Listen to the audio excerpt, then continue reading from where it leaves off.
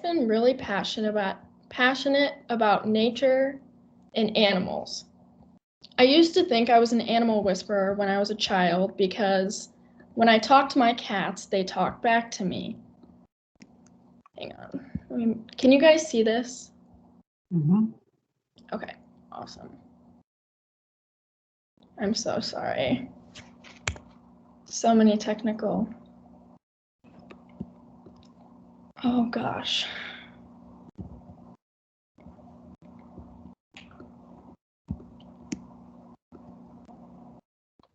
There. Oh no. Okay, so it looks like I'm not going to be able to do. Does that work? Okay, well, we're just going to have to go with that. So I used to think I was an animal whisperer because when I meowed at my cats, they meowed back to me. I wanted to be a veterinarian when I grew up, and for a while I was a vegetarian. I love the outdoors, I run cross country, and I love the experience of getting to enjoy the beautiful outdoors with friends. Oh God. I can't figure out how to get to the next slide. Okay. For a few years, I was part of a group formerly known as the Iowa Climate Strike, and we organized several rallies at the Capitol. Here's a picture of me speaking on the Iowa State Capitol steps. I'm very passionate about stopping the climate crisis for so many reasons. That's why I chose to dive into how we can solve the problem through this class. Through my research and my classwork, I have concluded that applicable and accurate environmental education for this generation is the only way to address human-induced climate change. But first, let me tell you about my class. In GTLS, we start off by taking a catalyst class based on our interests. At first, I jumped around a bit, but we ended up sticking with ethics and action.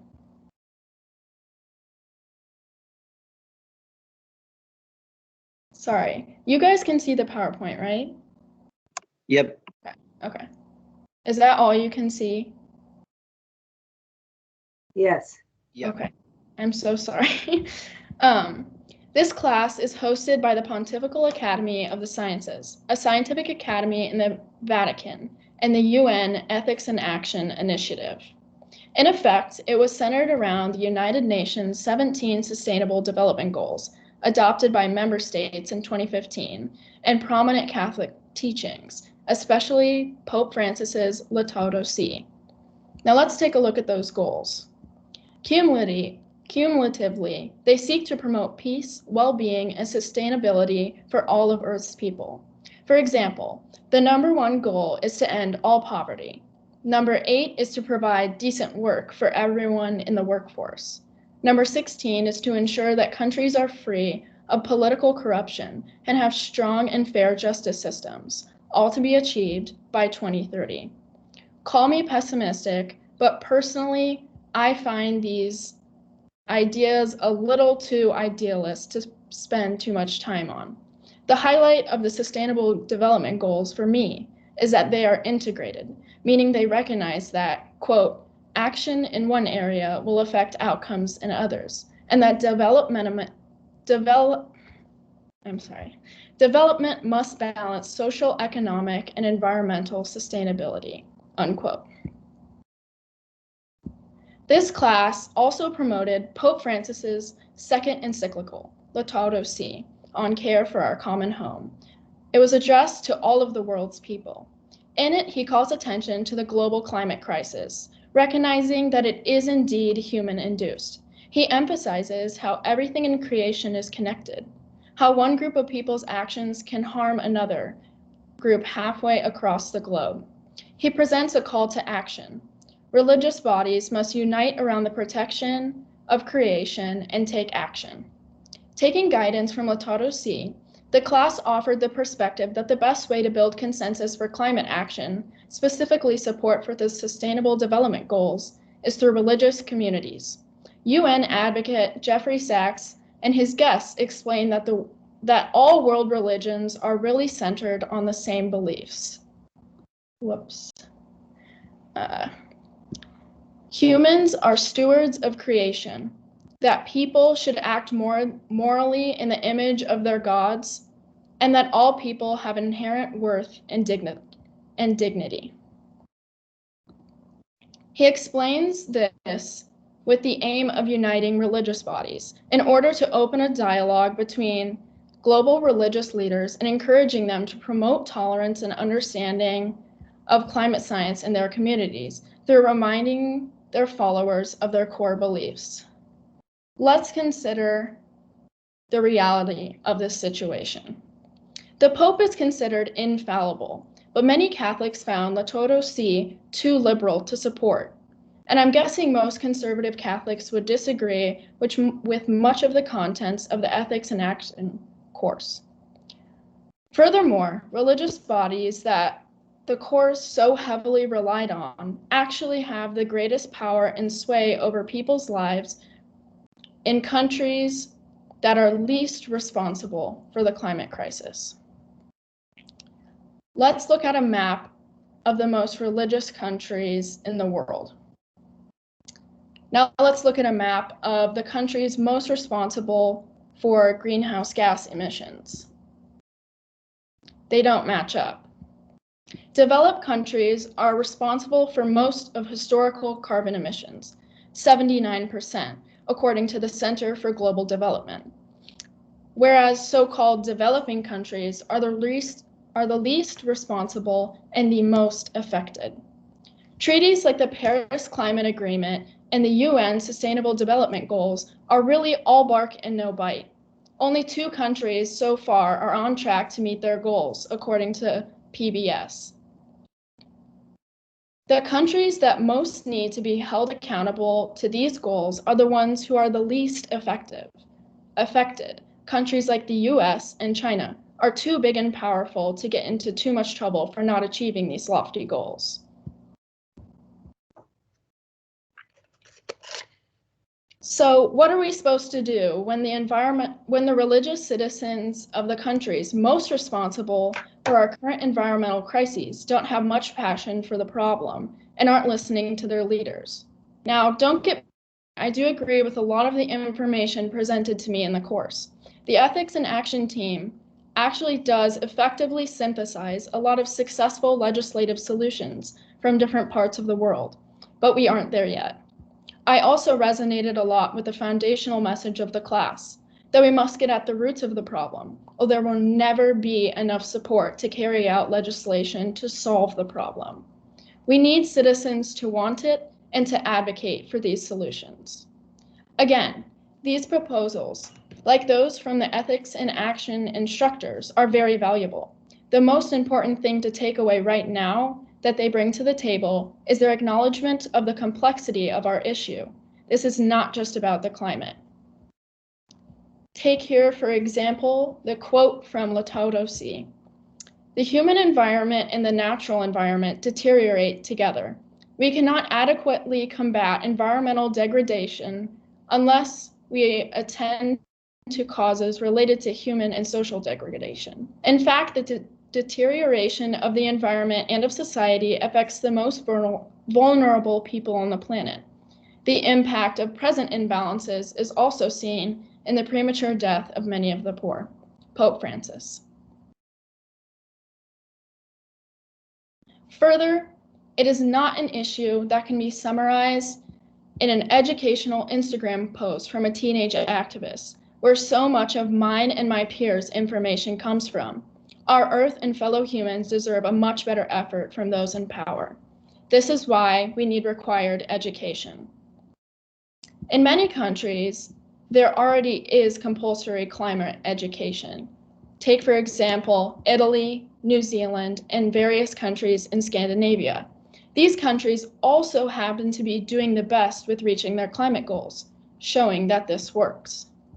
To explain the complexity that students must be educated on, we will return to the ideals of the Sustainable Development Goals. The first Sustainable Development Goal is to end extreme poverty. Extreme poverty is defined as having an income below $1.90 of US dollars per day, The 730 million people who fit this definition cannot meet their basic needs. Most of these people reside in countries that are also too poor to make the investments needed to lift their citizens out of poverty.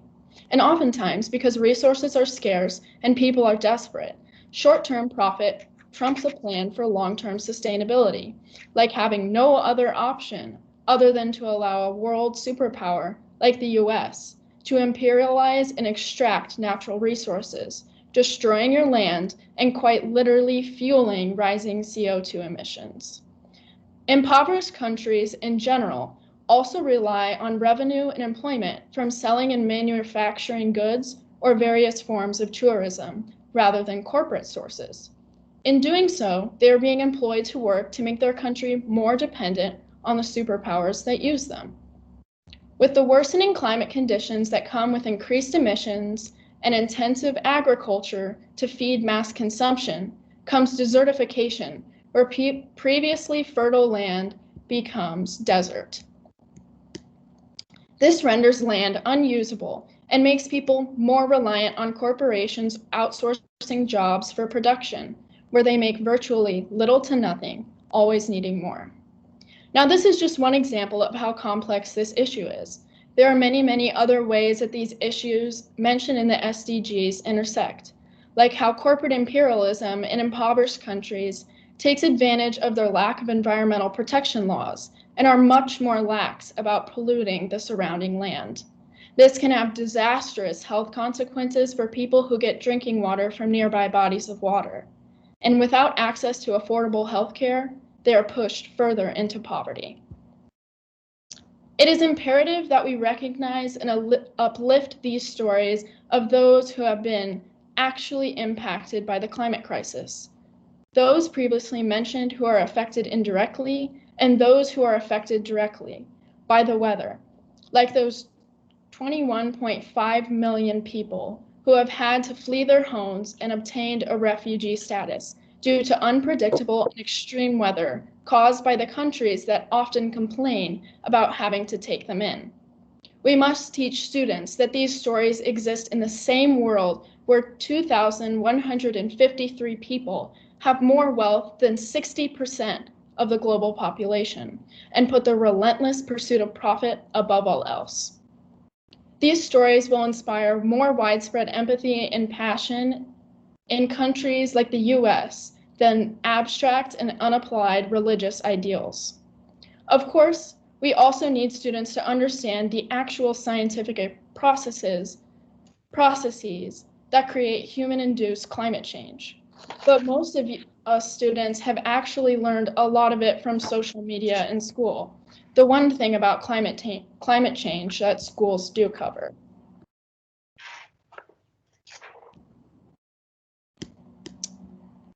Here is a picture explaining the greenhouse gas effect. This happens when the gases in our Earth's atmosphere trap the sun's heat. And of course, the number of these gases in the atmosphere is ever increasing, and it will only get worse over time.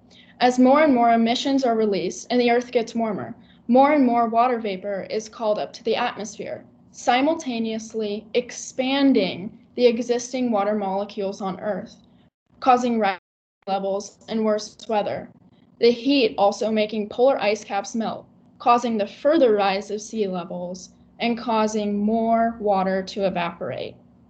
This will lead to the further destruction of coastlines, shifting of places where crops can be grown, and so much more. In summary, this will completely shake up our lives and ultimately end in disaster. There are so many other issues that intersect with the climate crisis, but are just as pertinent, like the loss of biodiversity and the prevalence of the effects of chemical pollutants.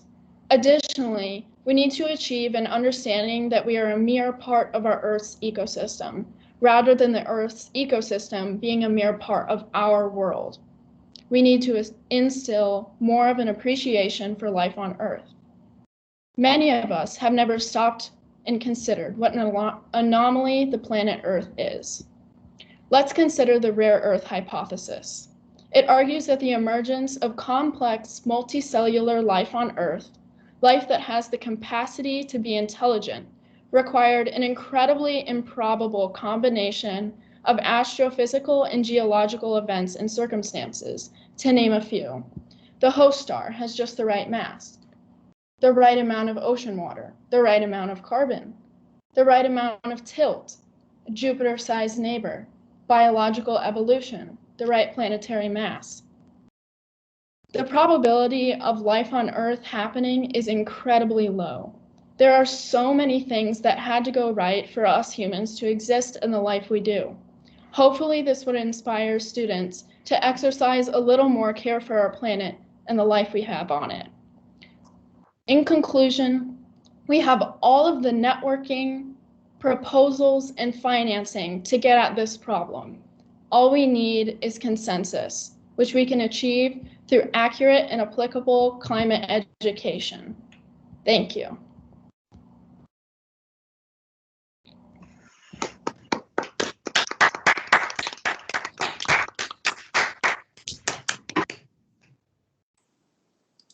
And for questions, I don't care if you raise your hand or type them in the chat. Elle, I'm so very, very, very proud of you. I knew you would rock it. You knew the information. Now, which government body are you going to give this presentation to first? That's my question. No idea. Don't think they would listen. Maybe tomorrow. Give them tomorrow.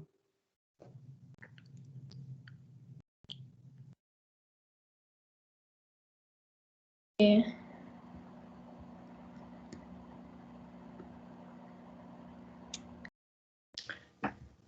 have a question. Oh. Can you hear me? 1 second. Okay. I was actually surprised that the Pope had this major initiative. And I was just curious what you thought of that. I don't know if you're Catholic or not Catholic. It doesn't really matter, but I was curious how that maybe impacted your view of religion. I mean, this is a major initiative. I hadn't heard of it before. Just wondering how you felt about that personally from a religious standpoint. That's a great question. Sorry, my mic wasn't working because I am just having every technical difficulty possible. So I don't consider myself to be particularly religious. I'm baptized Catholic, but I don't go to Catholic church, nor do I really like it and support it because of things like the priest issues and things like that, and because they have so much power and they don't do very much. But, you know, my mind has changed because of Pope Francis. I love Pope Francis. I think he is an amazing person, and I'm really, really grateful for the things he says. He is the infallible Pope. And if Catholics are so devout, they'd listen to him. I have a lot of family who is Catholic, and they strongly oppose what the Pope has said. And I just am hoping that it will change a lot of people's minds that the Pope has set forth this initiative. Okay. And then a question in the chat for my mom. Is there a better opportunity for this to be addressed by public or private corporate money or via government input? Yeah, so I think the 17th Sustainable Development Goal is to provide business partnerships with the Ethics in Action Initiative, and they would help finance a lot of these issues like Religions for Peace, or no, it was Move Humanity. It's a nonprofit that calls on billionaires to donate 1% of their money each year to help end extreme poverty and fund education in a lot of impoverished countries. So I think there's a lot of opportunities there that definitely need to be explored. Jeremy. Hey, Elle, great job. Just one question for you. The U.S. isn't exactly known for its extensively funded educational system. So how do you suggest that we fit these new environmental protection concepts into our already strained learning system? Yeah, I agree. I'm already working on that too. So is my mom. Shout out parents for Great Iowa Schools. I mean, I didn't include that in my solution for a reason because that's super complex. I'm really hoping that with the new president and um, ever-inspired youth that we can try and advocate for more funding and more opportunities. Okay, I can't see. Oh, Madison. So if we do implement this into our schools, do you think that that's enough just to teach the younger generation and hope that they then adopt policies to help fight climate change? Or do we actually have to have government policies in effect too? I totally agree that we have to have government policies. It's just that we don't have any. Hopefully they come from the Biden administration, but I mean, I think he's joining the Paris Climate Accord again, so that's great. But it would also be really, really beneficial to have new thinkers to come up with policy. And I also think that we should educate high schoolers on this, not just necessarily younger kids. And I think that it should be included in a lot of college education programs for people that are about to be in the workforce and potentially helping out with policy. Mr. Saunders.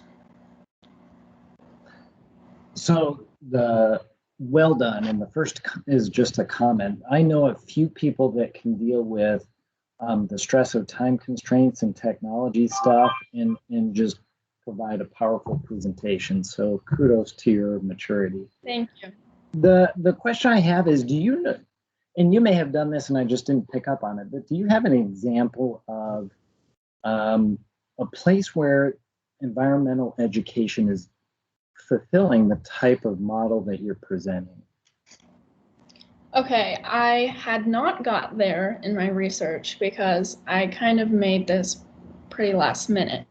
I haven't looked at any models, but I did mention that Italy, India, New Zealand, and countries in Scandinavia like Finland educate on it. I know that in New Zealand, they educate on climate anxiety, which is like being stressed out that nobody is doing anything about it, and different ways that they can be active in STEM to try and solve this problem. But that's really all I've seen so far. Miss Davis. Yes, thank you so much. I really enjoyed your presentation, and I echo the wonderful technology use. It's a whole new world, isn't it?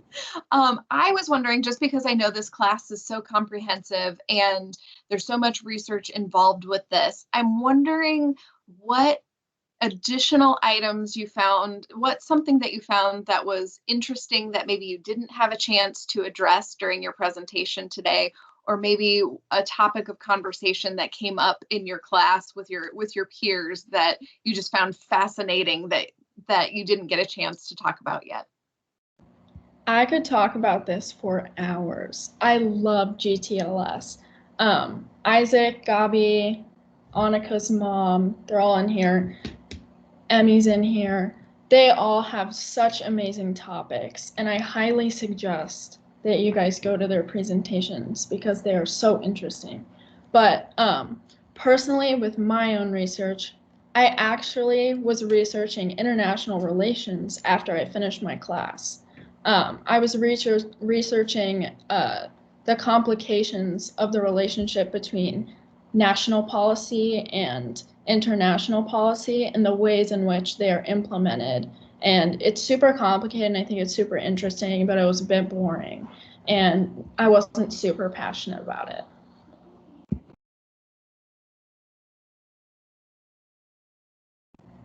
All right, are there any other questions? Well, thank you all for coming. I really appreciate it and bearing with me through my time constraints and my technological problems. Elle, you did an excellent job. Do you think you're going to add the class again and just pick something new or continue on with this particular research? I don't know. I don't know. My mom doesn't want me to add the class next. Rose, oh. We'll see. We'll see. I'll let you know before the 22nd. Don't worry, yes. Even next year, yeah. Well, thank you everybody for coming. Is there any other questions for Elle?